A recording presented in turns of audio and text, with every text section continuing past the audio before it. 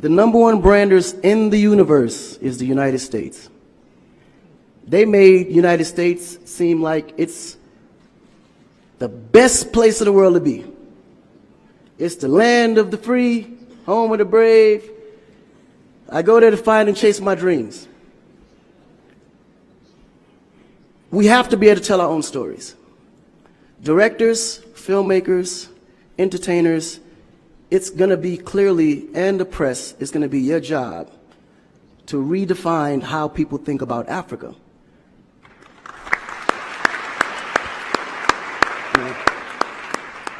Because you're here, you see what's going on. You clearly can see in a vivid picture the good, the bad, and the ugly. What you choose to put out there is what the world is going to get. Because I can tell you right now, in Chicago alone, there's more people dying in Chicago than there was in the war in Iraq. But you would never see that. There's a lot of things that's happening in the U.S. that you would never see because they choose to show you what they want you to see for, you know? It's about country integrity. You have a certain reputation you have to keep. No one puts their family business out into the street. One of the problems we have in Africa is that when something happens, the press is quick to put out negative energy and quick to put out a negative story. And then that story goes onto internet, then other broadcasting systems take it and they post it. So when you look at places like Kenya, for instance, that I know of, maybe what, 2 terrorist attacks? But it was everywhere. So now people was afraid to go to Kenya because somebody shot up the mall. But then when you look online, there was over 25,000 attacks in the U.S., but you only knew about maybe 5 or 6. So we have to really rebrand. And then when you look at how the world perceives Africa, they're right. You know, you see zebras, lions, tigers, bears. Oh my. You get to the point where you think Africa's just a big jungle. The images that they're showing of Africa is historical images. This is way before civilization. This is when they were still, you know, battling with spears, like times of Shaka Zulu. No, I'm serious. But then when you look at the US, they're showing Superman, Batman,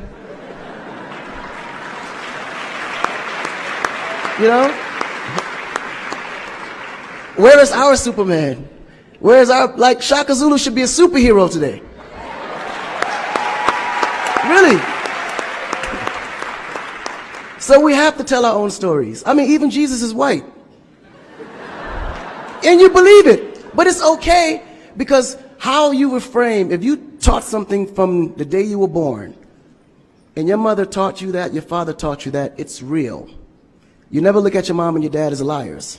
But their mother and father taught them the same thing because that's the kind of history that's put out for them to believe.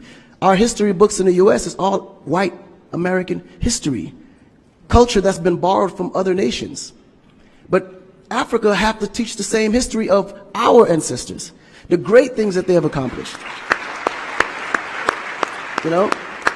And it's going to be the jobs of directors like yourself, filmmakers like yourself, to narrate that story. How do we want to be perceived? How do we want that story to be narrated to the rest of the world?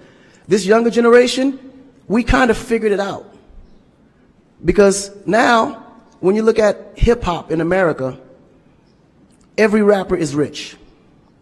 Gold chains, Bentleys, nice girls by the pool with bathing suits in his big mansion.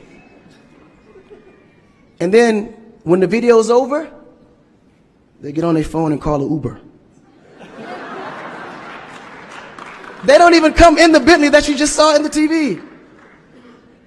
But you go to Nigeria, we got Wizkid, Davido, P-Square, all these guys driving a Bentley, Mercedes. They actually own those cars. That's the difference. But if we don't translate that, they will never know. They think we're going to leave the shoot and go home on a horse or a zebra. Because that's what they know. This is why African Americans are so afraid of Africa. You mention Africa, they start shaking. There's so much fear. They don't know how to translate that. It was just recent that people are now saying, yeah, man, you know what? I rock with Africans, man. You know what I'm saying? I want to do some collaborations, man. Yo, man, I need an Afrobeat remix, you know what I'm saying? But before, they'd be like, man, I don't know that dude. I'm not putting him on my record. So the younger generation is slowly understanding how you have to rebrand the culture, because the culture has adapted. They've actually took everything that we've created and made it look better.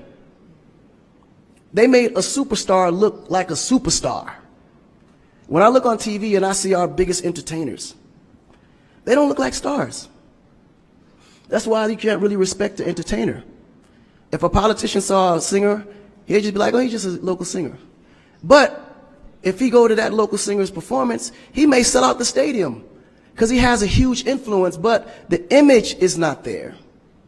So we have to take the image as a huge accountability for ourselves and realize that Africa really does have a reputation. But if we allow our stories to be told, our stories will be told according to their agenda on what they need to be able to benefit from Africa. So we have to tell our story so we can be able to understand how we can utilize that story to benefit for our agenda. You know? So in closing, this job is for the entertainers, the filmmakers, the reporters, and anyone that creates content. We have to rebrand. And we have to rebrand it in the way that we see it and tell the story to where they can understand it, feel comfortable, and want to come here and invest. Right? To add to what Akon, share this video with friends and family to support the channel.